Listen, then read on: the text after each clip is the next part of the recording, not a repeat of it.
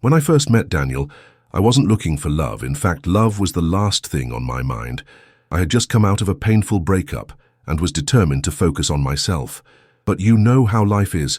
It brings you what you're not looking for, right when you least expect it. Daniel was charming, calm, respectful. He wasn't the loudest in the room, but when he spoke, I listened. And when he looked at me, I felt seen. We started dating slowly, carefully, and within a year, he proposed. Our wedding was simple but magical. Everyone said we looked perfect together, but the part that really touched my heart that day was his mother, Vera. She held my hands at the altar and whispered, "You're the daughter I never had." It moved me to tears.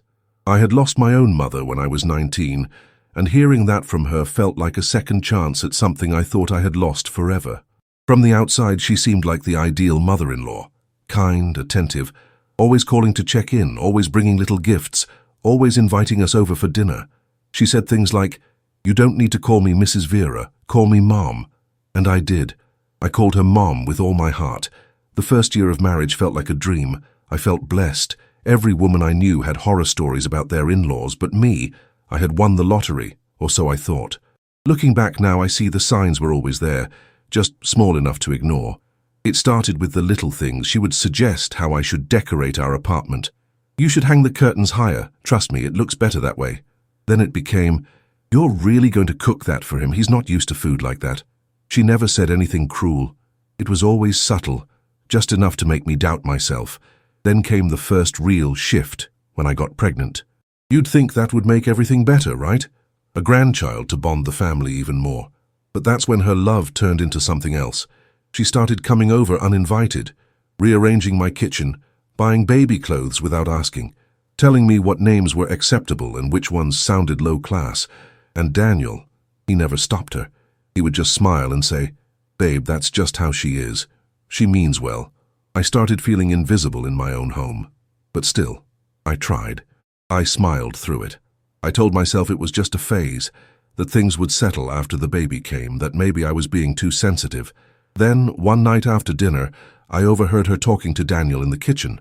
She said, "She's not what I had in mind for you. You were supposed to marry someone like Amanda." Remember Amanda? I froze. Amanda was his high school ex, the one that got away. I waited for Daniel to defend me, to say he loved me, to say he was happy. But all I heard was silence. That silence. It was the first crack in the glass of our marriage. Still, I kept going. I gave birth to our son. I focused on being a mother.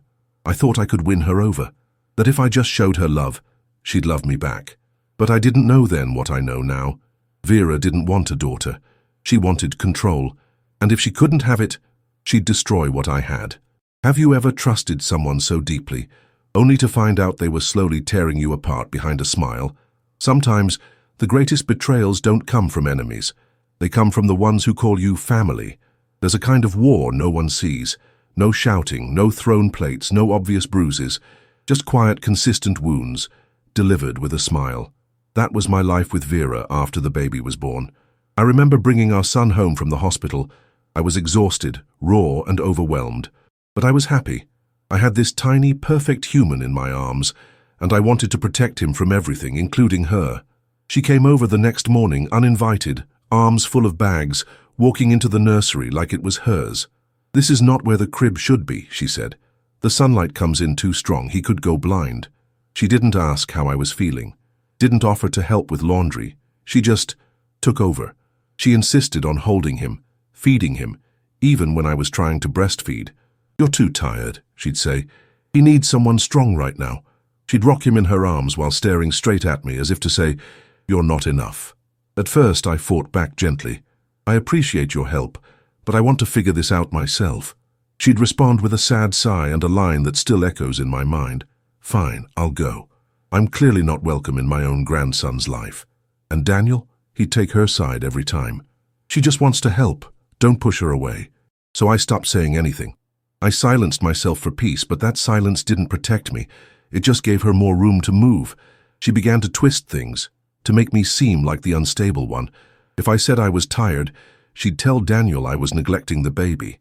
If I didn't answer her messages fast enough, she'd tell him I was avoiding her. Suddenly, he started looking at me differently. questioning me, doubting me. I wasn't just losing control of my home, I was losing my husband. Then came the day that changed everything. Daniel came home from work early. I was in the bedroom nursing our son when I heard voices in the kitchen. Vera was crying. She yelled at me again, she said. I tried to help her, but she treats me like the enemy. My blood went cold. I had never yelled at that woman a single time in my life. Daniel walked into the room moments later, face dark. Did you scream at my mother today? I couldn't speak. I was shaking, not out of guilt, but out of heartbreak. This wasn't a misunderstanding. This was a lie, a crafted, deliberate lie. That's when I understood. Vera wasn't just controlling, she was calculating. She had been painting a picture of me for months, one brushstroke at a time. The ungrateful wife, the unstable mother, the unfit daughter-in-law, and Daniel believed it. The worst part? I still loved him. I wanted to fix it. I wanted us to be a family, so I did the only thing I could think of. I invited Vera over, just the two of us. I made tea, I lit candles, I tried to speak to her, woman to woman, mother to mother. I said, I don't want to fight with you. I want us to have a relationship, but I feel like there's a wall between us. Can we be honest? She looked at me for a long time, then she smiled. Of course, she said. I just want what's best for Daniel. And that was the moment I realized. She didn't want what was best for him. She wanted what she wanted, and I was in the way. From that day on, I knew this wasn't just family tension, this was psychological warfare, a mother-in-law using kindness as a weapon, a husband too blind or too weak to see it, and me, caught in the middle, slowly unraveling. Have you ever tried to make peace with someone who was secretly at war with you? It's a strange feeling. To smile at someone you know is stabbing you in silence. But what do you do when your enemy wears the face of family? It's strange how breaking points don't always come with shouting or slammed doors. Sometimes they arrive in silence, in the quiet of a room that used to feel safe, and in the eyes of someone who promised to protect you but no longer sees you. For me, the breaking point came on a rainy Wednesday afternoon. Daniel had just gotten home from work. I had spent the whole day with the baby, feeding, bathing, changing diapers, cleaning, surviving. I hadn't eaten a real meal. I hadn't slept more than 2 hours the night before. My body ached. My soul felt drained, but I was holding it together, barely. He walked through the door, dropped his bag, and said, My mom called. She said you didn't answer her texts again. What's going on with you? That was it. No hi. No, how was your day? No, you look exhausted. Let me help. Just, what's wrong with you? I froze. I looked at him, soaking wet from the rain, and I thought, this is it. I'm not just fighting for my place in this family. I'm fighting to survive inside it. I wanted to scream, to cry, to shake him and ask why he couldn't see what she was doing. But I didn't. I just whispered, She's turning you against me, and you're letting her. He rolled his eyes. You're being paranoid again. She's just worried. And honestly, I'm starting to worry too. That word. Paranoid. Do you know how many women have been destroyed with that word? Dismissed, gaslighted, silenced. I didn't speak another word that night. Instead, I sat on the bathroom floor while the shower ran, pretending I was in there.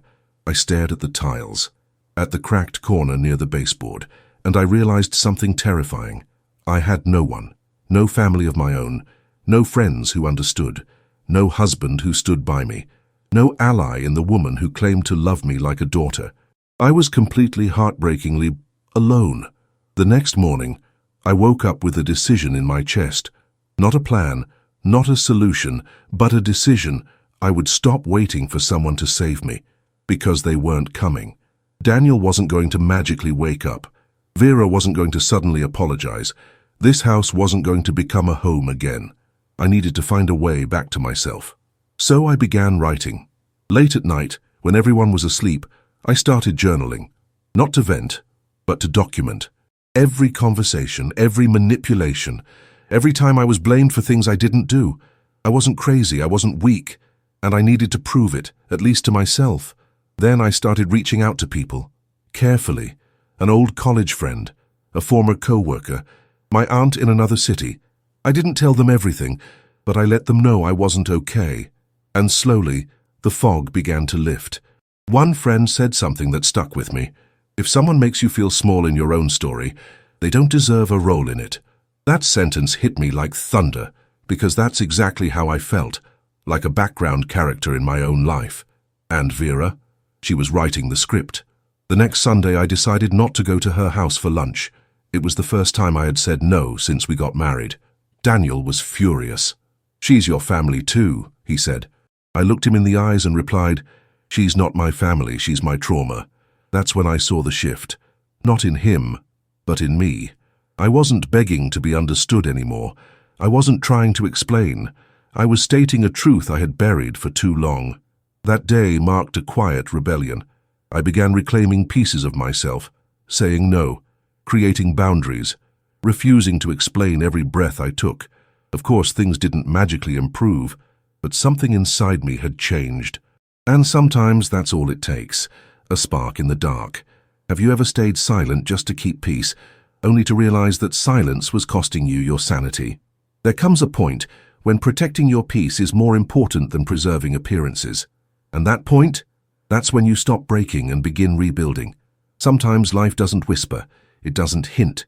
It drops truth on your lap like a brick through glass, loud, sudden, impossible to ignore. That's exactly what happened the day I found the letter. It was a Saturday afternoon. Daniel had taken our son to the park, giving me a rare moment alone at home.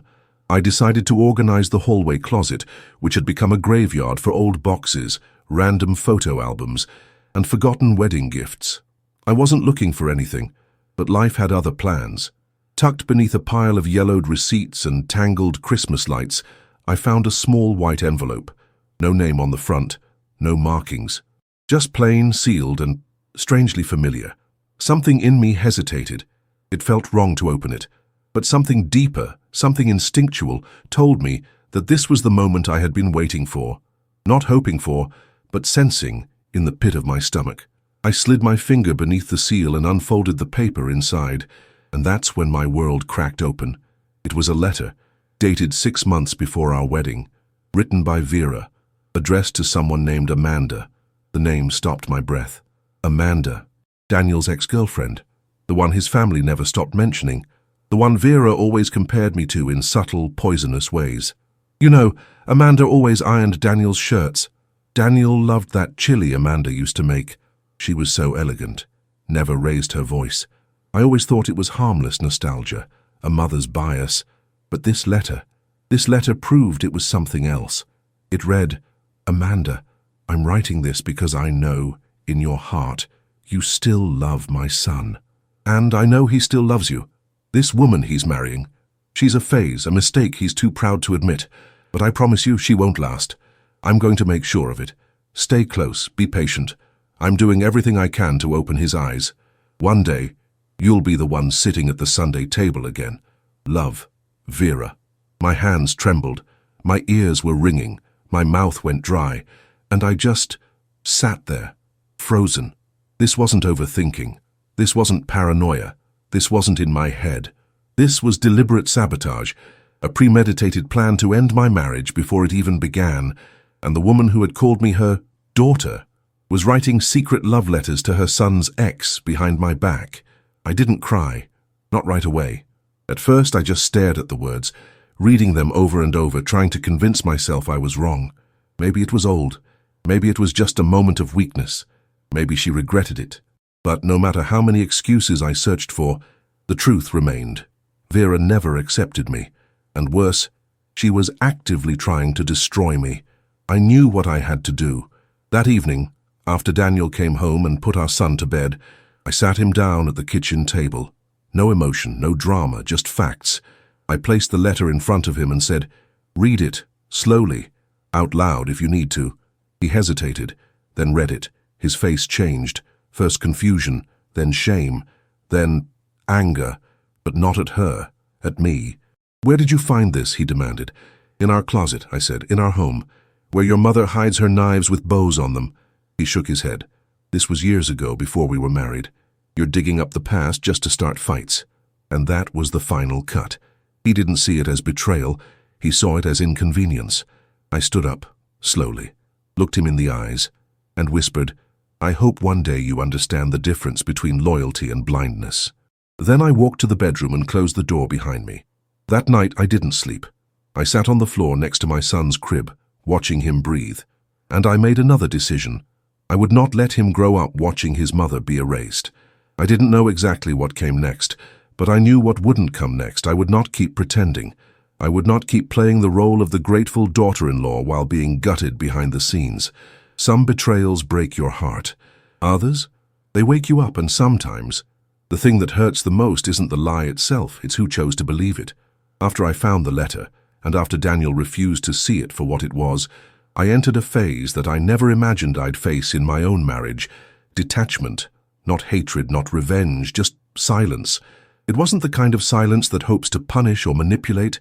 It was the kind that comes from clarity. The moment when your soul finally stops begging to be heard. I still cooked dinner, still bathed our son, still picked up the scattered toys from the floor and folded Daniel's laundry. But I wasn't in it anymore. My heart wasn't there. My mind had already stepped out of that house, even if my body was still moving inside it. Vera came by a few days later, all sweet and glowing, pretending nothing had happened. She kissed my son, brought him new pajamas, and said, "I found this old photo of Amanda and Daniel. Look how young he looks, isn't it sweet?" She looked me in the eyes as she said it, and I smiled. Not because it was okay, not because I had forgiven her. I smiled because I had finally understood who she was and how she worked. She didn't want my reaction. She wanted my weakness. She wanted the argument, the tears, the breakdown. But I wouldn't give her that anymore. That day, I began a new project, rebuilding myself quietly. I made a plan, a real one, with steps. I opened a separate bank account in my name. I contacted my old employer and asked about returning to work part-time. I called a therapist, not to talk about them, but to reconnect with me. I even started waking up early, before my son and Daniel, just to sit on the balcony with my coffee, write in my journal and breathe. It felt like I was nursing a part of myself back to life, the part I had buried to make others comfortable. One morning, while sipping that coffee, I wrote a sentence in my journal that changed everything. I am no longer afraid of losing them. I'm afraid of losing myself. And once I had that truth in writing, I began setting boundaries. They weren't loud, they weren't dramatic, but they were firm. No, Vera can't just stop by without calling. No, I'm not coming to lunch this weekend. No, Daniel, I won't apologize to your mother for reacting to her disrespect. Every no was a brick in the wall I was rebuilding around my peace. Of course, it wasn't easy. Daniel accused me of being cold. He said I was acting like a different person, that I was shutting him out. And maybe I was, because for years I had opened every door, every window, every piece of myself to him, and he watched his mother throw dirt inside without lifting a finger. I didn't yell. I didn't fight. I just didn't chase anymore. I started choosing me, even when it was uncomfortable, even when it meant eating alone at dinner because he was sulking, even when it meant watching Vera whisper in his ear like a devil in silk, even when it meant crying into my pillow some nights, wondering if I was doing the right thing. But for the first time, those tears didn't feel like weakness. They felt like birth, the pain of someone being born again. One evening, my son crawled into my lap, held my face with both hands and said, "You're my best friend, Mommy." That was the moment I knew I wasn't failing, that despite the chaos, the tension, the Cold War in the house, I was showing him what resilience looked like. Not bitterness, not anger, but quiet, steady strength. And for the first time in years, I felt proud of myself. Some victories don't come with applause, they come in the quiet, when you stand firm, say no, and choose your sanity over tradition. Sometimes the strongest thing you can do is walk away from the table where you're constantly being served poison, even if it's dressed like family dinner. For weeks, I had been holding the truth like a fire in my chest, hot, burning, and ready to erupt. But I waited, not out of fear, not out of weakness. I waited for clarity, for control, for the exact moment when truth would not be used as a weapon, but as a sword. And that moment came on an ordinary Sunday. Vera had invited us as usual for lunch. I didn't want to go, but something inside me whispered, "It's time." So I went. But I didn't go as her puppet. I went as a woman who had finally stepped out of the fog. When we arrived, everything was as fake perfect as always. She greeted Daniel with a warm embrace, kissed my son and smiled at me as if nothing had ever happened between us. "Come in, sweetheart. I made your favorite dessert," she said. My favorite. She never once asked what my favorite dessert was. I followed her into the house, heart calm, voice ready. Lunch passed with forced small talk, the clinking of silverware, laughter that didn't reach the eyes. And then, as we all sat in the living room, Vera said something that flipped the final switch. She looked at Daniel and said with a sad sigh, "Remember, Amanda, she messaged me the other day. She's doing well, still so beautiful, and single." The room went still. Daniel looked uncomfortable, but he said nothing. I looked at her. She smiled, like a queen making her final move on a chessboard she thought she ruled. That's when I reached into my bag and pulled out the letter. I held it up and said calmly, "Should we read this out loud, Vera, or would you prefer to explain it in private?" Her smile disappeared. Daniel's eyes widened. "You brought that," he whispered. "I did," I replied, "because I'm done pretending. I'm done playing the respectful daughter-in-law while she digs graves behind my back."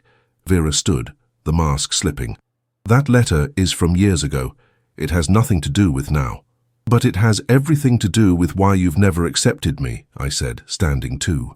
"You never wanted a daughter-in-law. You wanted a version of yourself, someone you could mold, someone who wouldn't challenge you, someone who would thank you while you slowly dismantled her."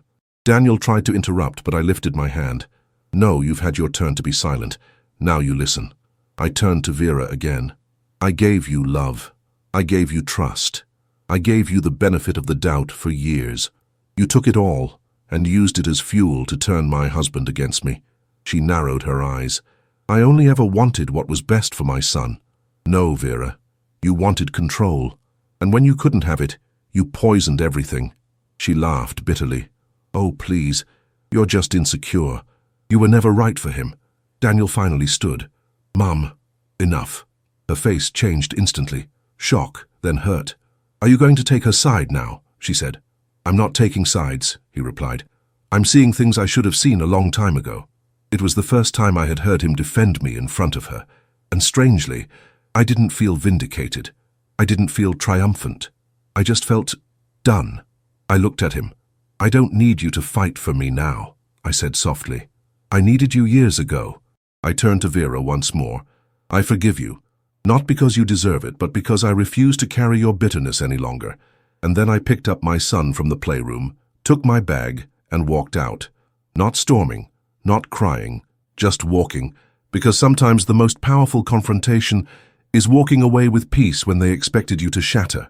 Have you ever waited for someone to defend you, only to realize you were your own defense all along? Some people build their strength in silence, others, they find it in confrontation, not of fists or fury, but of truth, spoken without fear. The day I walked out of Vera's house with my son in my arms, I wasn't just leaving a building. I was leaving behind a version of myself I had carried for too long, a woman who tolerated, who silenced herself, who begged to be understood by people committed to misunderstanding her. For the first time in years, I felt light, not because everything was solved, but because I had finally stopped carrying what wasn't mine to hold. I moved into a small apartment not far from the city. It wasn't glamorous. It didn't have the big kitchen or the walk-in closet or the polished wood floors I once had, but it had something else: peace. Daniel and I spoke only through short messages at first, mostly about our son. He was still confused, still torn between the mother who raised him and the wife he let slip through his fingers. I didn't hate him. That was the strange part. I just saw him clearly now, for who he was. Not evil, not malicious, just weak. A man who couldn't stand between two women and protect the one he vowed to love. And I wasn't going to spend another year waiting for someone to become who they were supposed to be. I began rebuilding my life from the ground up. I returned to work. It was awkward at first, stepping back into a world I had left behind, but I rediscovered my voice there, my competence, my confidence. I wasn't just a mother.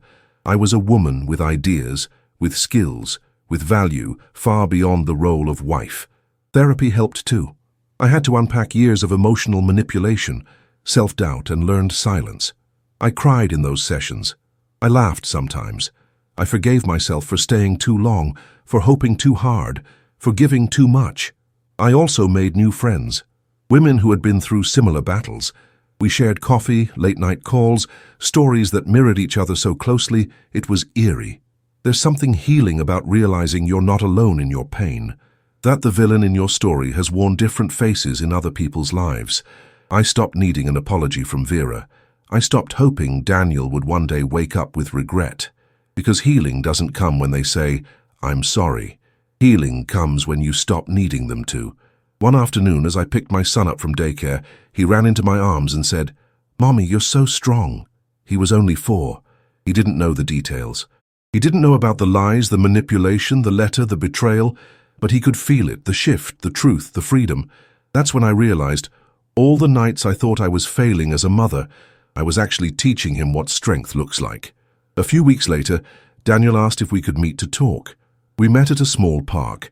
He sat across from me on a bench, holding a coffee he barely touched. His voice was soft. "I didn't know how much she controlled everything," he said. "I thought I was protecting peace, but I see now I was just avoiding conflict and letting you suffer alone." I listened, calm, present, but I didn't cry. I didn't reach for his hand. I simply said, "You were afraid to lose her. I understand, but I was afraid to lose myself, and that's not something I can ever risk again." He nodded. "I still love you." "I believe that," I said, "but love without action isn't love. It's comfort." He asked if we could try again. And for a long moment I considered it, but then I remembered how far I'd come, how hard I'd fought to reclaim my peace, and I knew the answer. "No," I said gently. "I want more than love. I want partnership, protection, courage, and I found all those things inside myself. You don't need a perfect ending to have a powerful one. Sometimes healing looks like returning to yourself, not bitter, not broken, but whole, without apology. You don't need them to say, 'You were right.' You just need to say, 'I'm free.' There's a strange kind of silence that follows a storm, not the empty kind, not the lonely kind, but the silence that feels like space, like air finally returning to your lungs after being held underwater too long. That's how life felt after everything ended. The marriage, the Sunday lunches, the carefully constructed illusion of family that had been crumbling in slow motion for years. Gone. And yet, I was still standing. Not only standing, I was walking taller than I ever had before. It wasn't easy. Nothing about this journey was. I had to let go of the version of life I thought I wanted. The picture-perfect family portrait, the doting in-laws, the happily ever after built on peacekeeping and quiet sacrifice. What I found instead was truth, and with truth comes freedom. One day, months after that last conversation with Daniel, I saw Vera again. We crossed paths at a local grocery store. She was pushing a cart. Wearing the same polished smile I had once believed was warmth, she looked surprised to see me. And beneath her surprise, something else. Discomfort. I greeted her politely. She commented on how big my son was getting. I nodded, thanked her, and was about to walk away when she said something that almost made me laugh. "You know," she began, "I always thought you were too sensitive, but maybe I underestimated you." I smiled. "That's okay," I said. "I underestimated me too." And I walked away, not because I was dismissing her, but because I no longer needed anything from her. Not validation, not apology, not even closure. That was the moment I knew I had finally won. Not against her, but against the part of myself that once thought I needed to be accepted by her to be whole. Over time I began writing again, not just in my journal, but publicly. I shared parts of my story with other women online, anonymously at first. I received messages from strangers across the world saying, "Thank you for putting this into words. I thought I was crazy until I read this. You helped me walk away from a toxic situation." And I realized my pain hadn't been wasted. It had been transformed. What Vera tried to use to isolate and shame me became the very thing that connected me to a sisterhood of women who had also been trapped under the weight of polite abuse. Women whose boundaries were labeled disrespect, whose intuition was dismissed as drama, whose silence was expected, demanded, required. I had been one of them. Now I was free. Daniel and I settled into a civil co-parenting rhythm. He saw our son regularly. He respected my space. And every so often, he looked at me like he wanted to say something bigger than thank you or I'm sorry, but the words never came. And that was okay. Because healing isn't about rewriting the past. It's about not needing the past to look different in order to live fully now. I began building a new life, slowly, intentionally. I found joy in small things, my morning coffee, holding my son's hand as we walked to school, reading a book in bed without having to explain myself to anyone, and perhaps the most powerful joy of all, looking in the mirror and recognizing the woman I had become. She wasn't perfect, she wasn't without scars, but she was honest, she was whole, she was home, to herself. Sometimes life doesn't give you the ending you wanted, it gives you the one you needed to grow. I lost a family, but I found something far greater. I found myself. And for anyone out there still trying to earn love that must be performed for, tiptoed around, or begged for, let me tell you something, you were never the problem. You were the threat to their illusion.